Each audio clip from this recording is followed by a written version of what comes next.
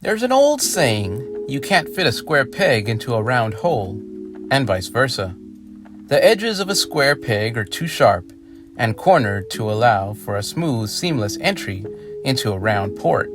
It's too edgy, and therefore it doesn't fit. Which brings me to the point of this edition of Beyond the Frame, smoothing out the edginess. For the most part, the Bat Tracy series has relatively safe content.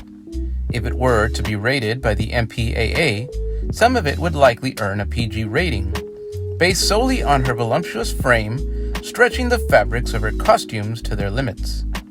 But overall, her ham-fisted hijinks are just that, campy and lighthearted, with the same spirit of adventure and comedic undertones that propelled the 1960s Batman into superstardom. Minus the budget, of course. At one point, there was even a video on this channel that YouTube felt was kid-appropriate. I'm not kidding. I wish I had screen grabbed it because I'd probably never get a recommendation like that again, especially after the last scare. Due to the nature of things, it's imperative to the channel that I smooth out the edginess so that a round peg may form and fit nicely within the allotted slot that YouTube sets as the standard for its content. That, among other things, is why I've started putting disclaimers on the content to assure the viewer that a majority of this content is taken out of its original context in order to satisfy not only YouTube's requirements, but to my own needs as a storyteller and editor.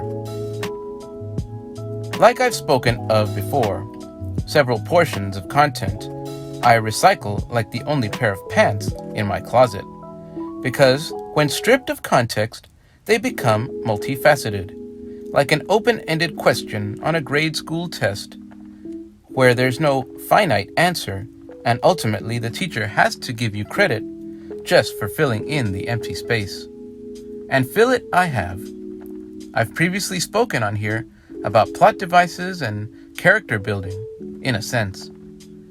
In unfiltered content, Batgirl is often portrayed as innocent, with a good-natured and well-intended moral compass. She fights the fight of the good and has no qualms about putting herself before others. Of course, all of this goes out the door or is otherwise tarnished when our heroine commits unsavory acts unbecoming of her character, like swallowing a banana.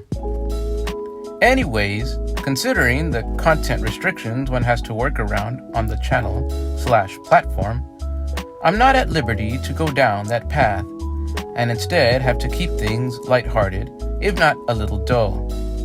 Through text scrawls or comic bubbles and the Bat computer, I can allow these characters some depth, be it with a quip or some snappy one-liner or empathetic words that display a sense of concern. It all boils down to how you elect to fill in your gaps. For example, in the episode A Spy in the Camp, Barbara enlists Lucius's niece, Layla Fox, to do some undercover work as a young woman seeking admittance into an academy. Ultimately, Layla gets the job done, but at the expense of strife between Barbara and Lucius. Here's the clip.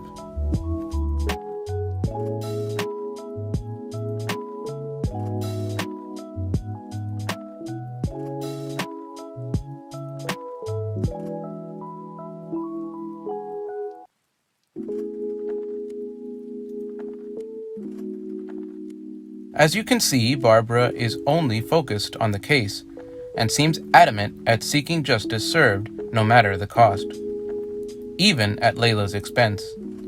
It is an interesting exchange, and if fans were more appreciative of such things, I would probably delve deeper into these complex interactions where conflicting ideas and motivations add a layer of depth to an episode. But, for most, these bits tend to serve as a mere promissory note that something will soon unfold, and you're just patiently waiting to see glorious footage of Batgirl in her skin-tight costume bumble about on screen. In conclusion, this channel walks a fine line, a tightrope, if you will, that extends across the sea and onto shore anchored some several miles away. And the longer this goes on, the longer the tightrope. One false move, and the sharks below will be right there to tear me apart. All the while, seagulls are swooping down on you like a piece of discarded bread from some kid's sandwich on a sandy beach family picnic.